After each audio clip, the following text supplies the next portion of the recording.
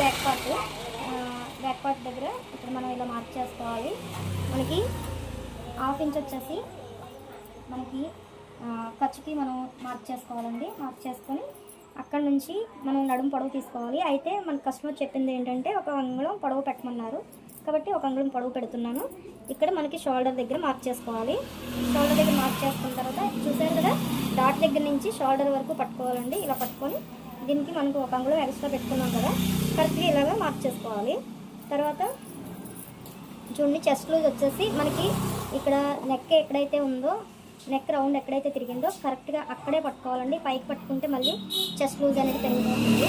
కాబట్టి కరెక్ట్గా మనకి అలాగా చెస్ట్ ఇక్కడ నెక్ దగ్గరే మనం ఇలా హోల్డ్ మడత పెట్టుకొని ఇలా పట్టుకోవాలండి. ఇలా పట్టుకొని దీన్ని చెస్ట్ లూజ్ అనేది చూసుకోవాలి.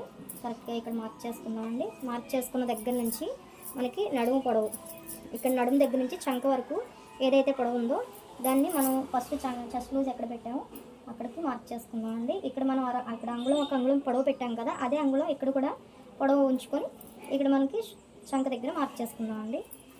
ఇప్పుడు ఆది బ్లౌజ్ ఏదైతే ఉందో దానికి నడుము సెంటర్ చేసి ఒక మార్క్ చేసుకోవాలండి. ఇలా మార్క్ చేసుకుంటే ఇక్కడికి సెంటర్కి ఒక మార్క్ వస్తుంది. దాన్ని ఎక్కడైతే మార్క్ చేసుకున్నామో అది నెక్స్ట్ ఏంటంటే ఇక్కడ మనం 1 అంగుళం ఖర్చు పెట్టుకున్నాం కదండి, అది కాకుండా పైకి 1 అంగుళం మార్క్ చేసుకున్నాం. మనం ఖర్చుకి ఎక్స్ట్రా పెట్టుకున్నాం పొడవు. అయితే అక్కడ మనకి కరెక్ట్గా మార్క్ చేసుకున్న దగ్గరికి ఇలాగా పెట్టి జాకెట్ ఏదైతే నెక్ ఉందో దాన్ని రౌండ్ చేసుకుంటూ స్ట్రైట్గా పెట్టుకోవాలండి.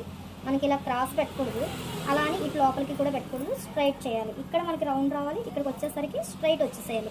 ఇలా వచ్చినప్పుడు మనకి ఇక్కడ నుంచి ఖర్చుకి పాదం వరుస ఖర్చుతోటి మార్క్ చేసుకుంటూ నెక్ స్ట్రైట్ రావాలండి. తర్వాత ఇక్కడ మనకి మెడకి అయితే ఖర్చు ఎక్స్ట్రా పెట్టుకున్నాం, మనం పాదం వరుస ఖర్చు ఎక్స్ట్రా పెట్టాం. కానీ షోల్డర్ దగ్గర ఇప్పుడు మనకి చంక వైపు వచ్చేసరికి ఖర్చు మనకి క్లియర్గా కనిపిస్తుంది కదండి. కనిపించిన దగ్గరే కరెక్ట్గా ఎక్కడైతే ఖర్చు ఉందో అక్కడికే మార్క్ చేసుకోవాలి. అలా మార్క్ చేసిన తర్వాత మనకి చంక ఏదైతే ఉందో చంక రౌండ్ తీసుకునేటప్పుడు మనం ఇది నెక్ ఏదైతే ఉందో అది కదలకుండా జాగ్రత్తగా పట్టుకోవాలండి. కరెక్ట్గా అలా సెట్ చేసుకొని ఇక్కడ చంక వైపు ఏదైతే ఉందో దాన్ని ఇలా మనం పైకి లేపి 2 మార్కులు చేస్తే సరిపోతుంది. జస్ట్ మనం జాకెట్ని కదలకుండా అలా పట్టుకొని పైకి లేపాలి. లేపితే మనకి కరెక్ట్గా ఖర్చు దగ్గరికి మార్క్ చేసుకుంటే సరిపోతుంది. ఇప్పుడు ఇది మనకి రౌండ్ క్లియర్గా తెలుస్తుంది కదండి. ఇక్కడ మనకి మధ్యలో మళ్ళీ ఇంకొక మార్క్ చేసుకున్నాం అంటే రౌండ్ క్లియర్గా వచ్చేస్తుంది. ఇప్పుడు దీన్ని మనం రౌండ్ అనేది ఇలాగా నెక్ రౌండ్ చేసుకొని మనకి జాకెట్ ఇది స్ట్రైట్ తీసేసుకుందాం. చంక కూడా చక్కగా ఇలాగా రౌండ్ చేసుకుందాం అండి. చాలా ఈజీగా ఉంటుంది. ఇలా ఒకసారి ట్రై చేయండి, అర్థమవుతుందని అనుకుంటున్నాను.